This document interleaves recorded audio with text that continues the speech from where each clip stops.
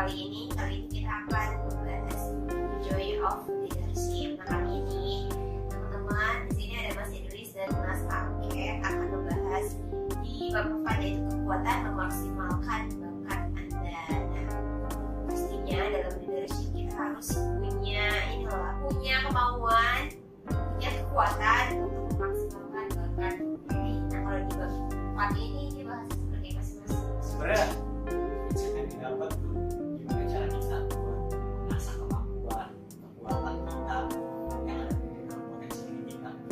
Gimana caranya kita? Gak mungkin setiap orang personnya masing-masing itu nggak bisa mengasah kemampuannya. Karena orang yang nggak bisa itu bukan yang nggak bisa, tapi malasnya aja sih.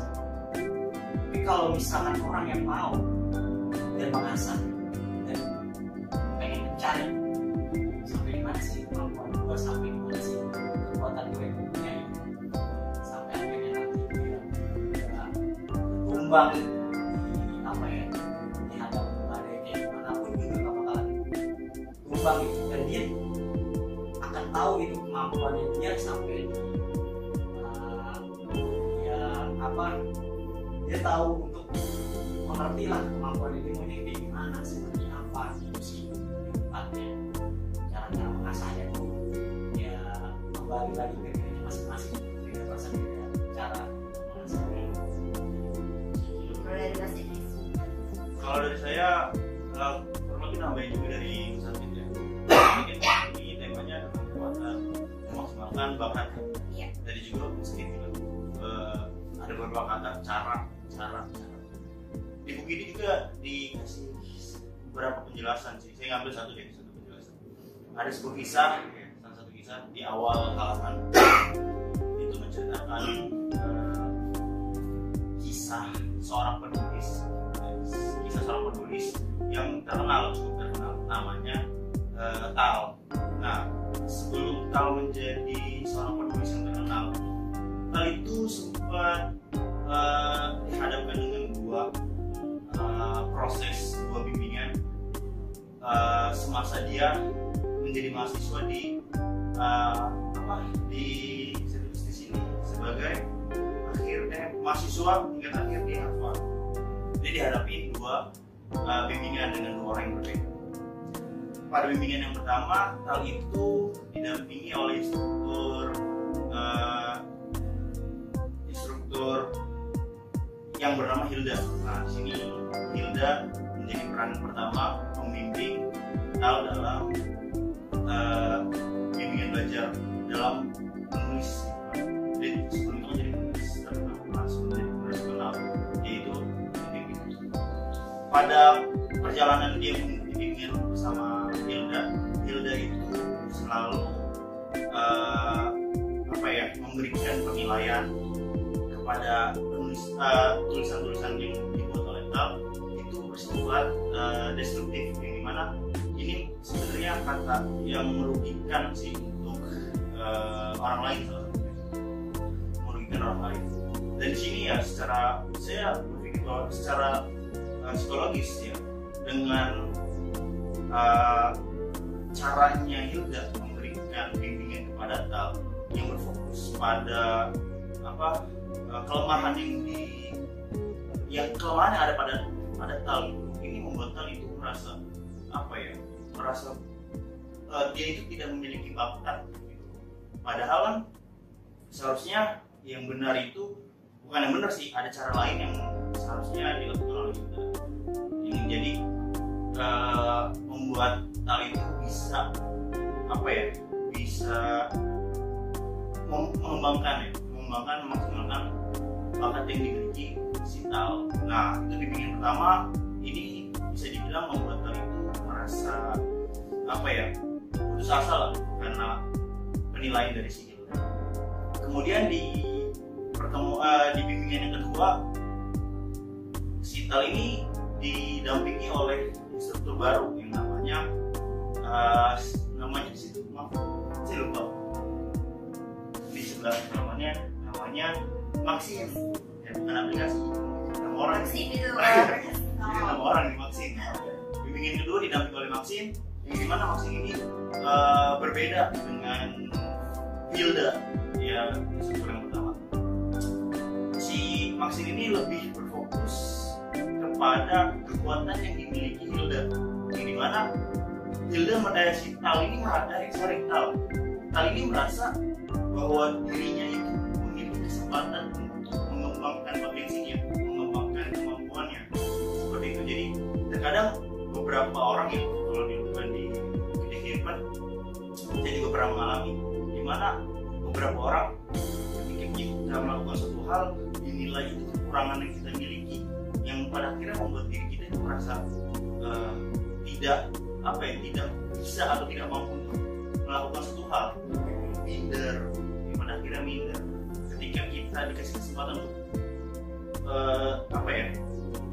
dinilai bahwa sebenarnya kita bisa, kita mampu, itu membuat kita, mungkin saya ngerasa itu motivasi ya. Kalau ngomongin cerita, saya pernah di pekerjaan sebelumnya gitu, ketika kerja memang ketika ada kesalahan yang saya lakukan itu selalu bahasa kasar dimaki-maki, yang bahkan sampai ada bahasa yang kasar. Nah, sebenarnya sih itu menguji mental saya juga gitu. Tapi tetap aja kayak merasa nggak berguna gitu. Merasa kayaknya gua nggak bisa kerja deh, sempat berpikir gitu. Cuma ketika saya pindah di kosong ini, jujur saya alami beberapa hal yang saya anggap kecil aja itu diapresiasi gitu sama orang-orang di sekitar kocok, yang membuat saya jadi merasa nggak bisa nyepelein hal-hal yang menurut saya kecil gitu. Akhirnya saya bisa melakukan apapun itu yang menurut saya ini bisa saya lakukan, kasih kesempatan. Itu sih yang saya bisa lakukan. Kesimpulannya, ketika kita fokus sama kekuatan yang kita miliki dan fokus pada kelemahan itu, ya hal ini bisa membuat kita memaksimalkan bakat yang ada di diri kita sih. Karena ya tadi kita fokusnya kekuatan kita sendiri, kita belajar lagi. Ya, menurut saya itu bisa mengembangkan bakat sih. Oke, dan tadi Mas Eris sudah dengan cerita dari Bang Bukan ya, dan kisah dari Tal yang punya dua coach, dua pembimbing ya, pembimbing. Yang satu orangnya lebih menilai si Tal ini ke poin-poin yang negatif, dan kalau yang dari Maxine ini yang lebih ke dia lebih fokus kepada hal-hal yang memang bisa menjadi bakat gitu. Jadi dia membantu mewujudkan bakatnya si Tal lebih lagi gitu. Tapi sebenarnya ya, ini kan kita bahas leadership. Di leadership itu ada yang namanya teroris yang berhasil teorinya. Jadi setiap kita kan pasti butuh motivasi kan. Nah tadi motivasi itu ada dua di teori ini sih, namanya teori apa ya?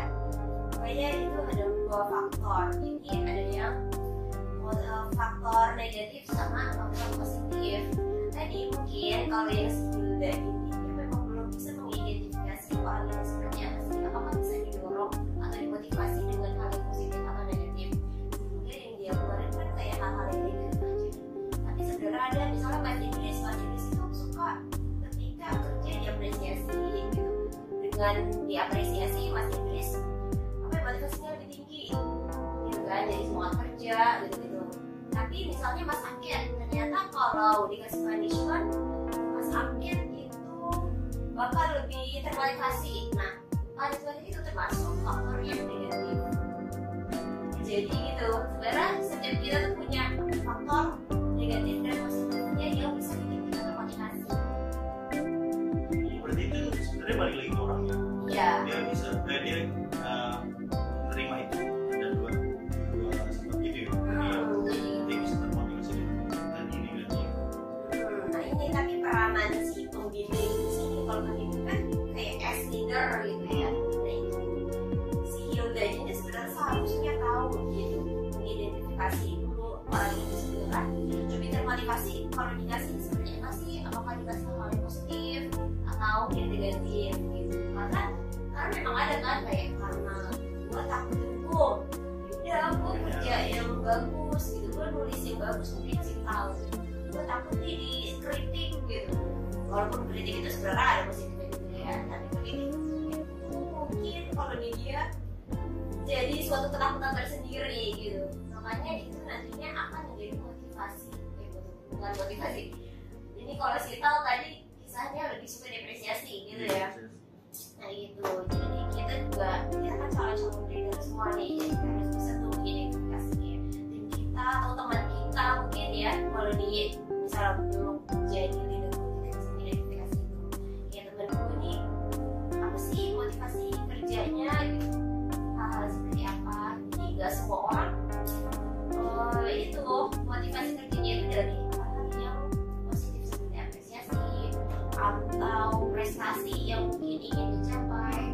Kayak sepele aku dihukum aja itu termasuk dari motivasi kerja ternyata gitu. Dan mungkin ini kan di Bapak masih kekuatan memaksimalkan bakat Anda. Sebenarnya kekuatan bakat itu tadi sih ada faktor internal sama eksternal juga gitu. Jadi kita dikasih tugasnya bimbing atau leader atau atasan kita yang untuk identifikasi sebenarnya itu bisa gimana sih. Tapi kalau di diri kita sendiri menurut mas-mas nih galinya gimana sih untuk gali bakat. Karena tuh kita kayak ngomong gitu, kayaknya gue suka main gitar gitu, tapi ternyata tuh pas jadi karena gitu guys. Jadi kalau menurut saya ya menurut saya kayak dulu kali ya, itu seseorang tidak bisa ahli dalam segala hal. Setiap orang memiliki keahlian spesial masing-masing. Nah kalau menurut saya dari kutipan itu kaitannya dari apa yang tadi dijelaskan. Nah ini sini sebenarnya tergantung pada si tali. Nah, masuk ke si tali ini. Sebenarnya tali ini dia belum selesai sama dirinya, kalau bahasa saya sendiri gitu. Dia belum selesai sama dirinya. Karena kenapa dia belum bisa selesai sama dirinya? Dia belum bisa tahu kemampuannya dia itu gimana. Dia udah tahu nih, harusnya dia maunya diapresiasi dan dia nggak mau dikritik. Harusnya dia tahu caranya. Gue nggak bisa dikritik, tapi gue harus bisa mampu bisa mengatasi hal-hal yang si dari siapa Maxim sama si Hilda. Kalau menurut saya cara menggali potensi itu lebih tepatnya contohnya sederhana sih kayak gini. Apa sih misalkan kalau saya suka main bola. Apa yang membuat saya pengen main bola? Misalkan contoh yang membuat saya pengen main bola sih pengen bisa kan untuk menggali potensi saya. Saya main sepatunya dulu biar saya tahu nyamannya saya itu dari sepatu ataupun dari pakaian, terus kaos kaki itu kan bagaimana kita buat mencari tahu caranya kita buat menggali. Gue lebih nyaman ke sini, ke sepatu. Nah ketika kita udah nyaman, kita udah tahu, kita akan menggali potensi kita dari main bola lebih jauh. Sepatu gue lebih enak, lebih nyaman di sini. Jadi besok gue lebih nyaman di sepatu. Gue nggak perlu untuk ke pakaian yang sederhana aja. Kalau untuk sepatu gue lebih lebih pas, cocok, nyaman, sama lah.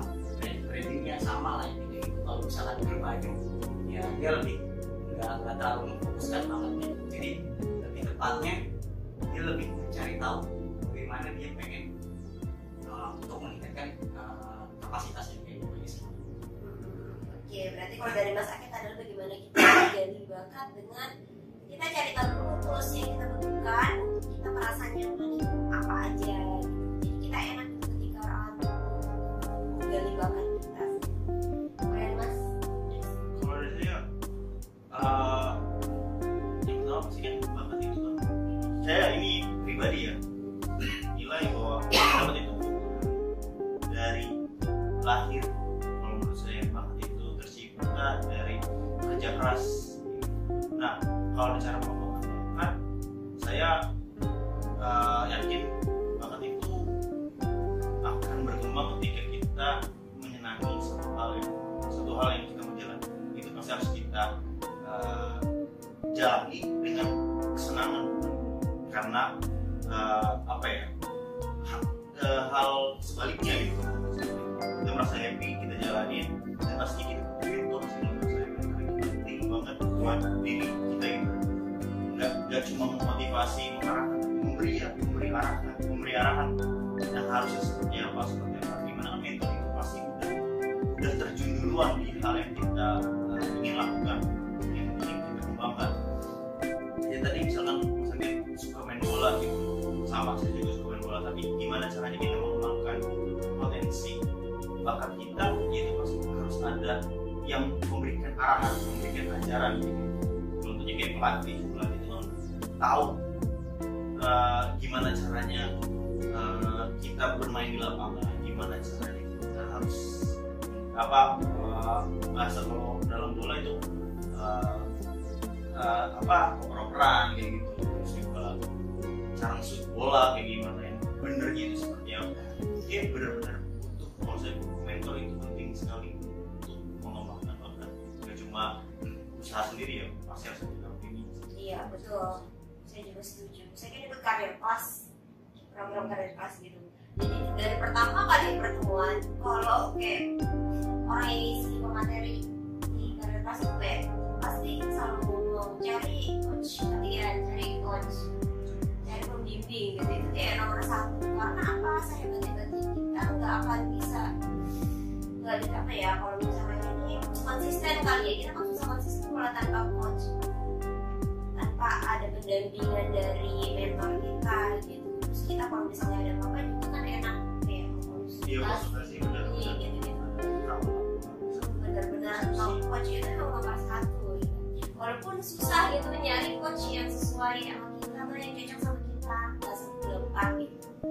Ada gampangnya itu karena kayak misalnya di karir kelas itu pasti akan nanya gitu, sebenarnya coach belum berarti itu kayak susah gitu.